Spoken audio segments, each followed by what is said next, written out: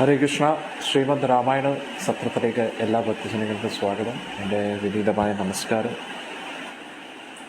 നമ്മുടെ north Indian വൈഷ്ണവ calendar അനുസരിച്ച് ഇന്നാണ് വ്യാസപൂർണിമ. വ്യാസമഹർഷി തിരുവവതാരം എടുത്ത ദിവസമാണ് ഇന്ന്. കാരണം വ്യാസമഹർഷിയോട് നമ്മൾ ഒരുപാട് കടപ്പെട്ടിരിക്കുന്നു ഇന്നത്തെ ദിവസം. നമ്മുടെ നാട്ടിലെ കലണ്ടറിൽ ഇന്നലെയായിരുന്നു വ്യാസപൂർണിമ. അന്നേരം നമ്മുടെ കലണ്ടർ അനുസരിച്ച് വ്യാസമഹർഷി അവതരിച്ച ദിവസം ഇന്നാണ് വൈഷ്ണവ കലണ്ടർ അനുസരിച്ച്. അന്നേരം ഇന്നത്തെ ദിവസം നമുക്ക് വ്യാസമഹർഷിയെ സ്മരിക്കാം. അദ്ദേഹത്തിൻ്റെ ആ ഒരു കൃപാകടാക്ഷം കൊണ്ടാണ് നമുക്ക് ഈ ലോകത്തിൽ നമ്മുടെ അന്ധകാരമൊക്കെ മാറുന്നത്.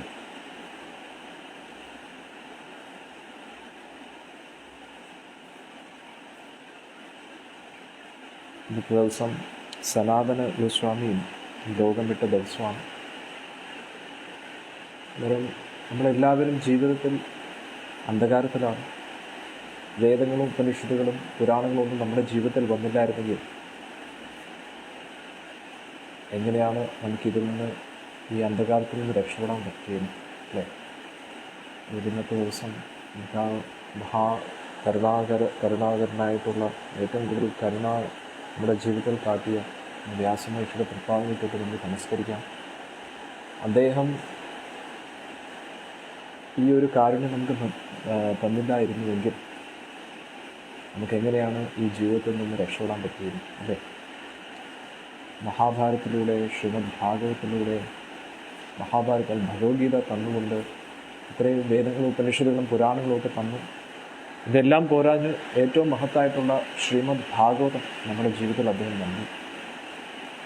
ഇതൊന്നും തന്നില്ലായിരുന്നുവെങ്കിൽ നമുക്കെങ്ങനെയാണ് ഭഗവാനെക്കുറിച്ച് മനസ്സിലാക്കാൻ പറ്റിയിരുന്നത്? അതുകൊണ്ട് നമുക്ക് വ്യാസമഹർഷിയെ നമസ്കരിച്ചുകൊണ്ട് ഇന്നത്തെ സത്സംഗം ആരംഭിക്കാം. ഓം നമോ ഭഗവതേ വാസുദേവായ. ഓം നമോ ഭഗവതേ വാസുദേവായ. ഓം നമോ ഭഗവതേ വാസുദേവായ. നാരായണം നമസ്കൃത്യം നരം ചൈവ നരോത്തമം ദേവീം സരസ്വതീം വ്യാസം തതോ ജയമുദീരയേത്. നഷ്ടപ്രായേഷു അഭദ്രേഷു നിത്യം ഭാഗവതസേവയാ ഭഗവതി ഉത്തമശ്ലോകേ നിത്യർഭവതി നൈഷ്ഠികേ. കൃഷ്ണായ വാസുദേവായ ദേവകീനന്ദനായ ച നന്ദഗോപകുമാരായ ഗോവിന്ദായ നമോ നമഃ. ഓം അജ്ഞാനതിമിരന്ധസ്യ ജ്ഞാനാഞ്ജനശലാഖായ ചക്ഷുരുന്മിലിതം യേന തസ്മൈ ശ്രീഗുരുവേ നമഃ. ശ്രീചൈതന്യമനോഭീഷ്ടം സ്ഥാപിതം യേന ഭൂതലേ സ്വയം രൂപകഥാ മഹ്യം ദദാതി സ്വപദാന്തികം.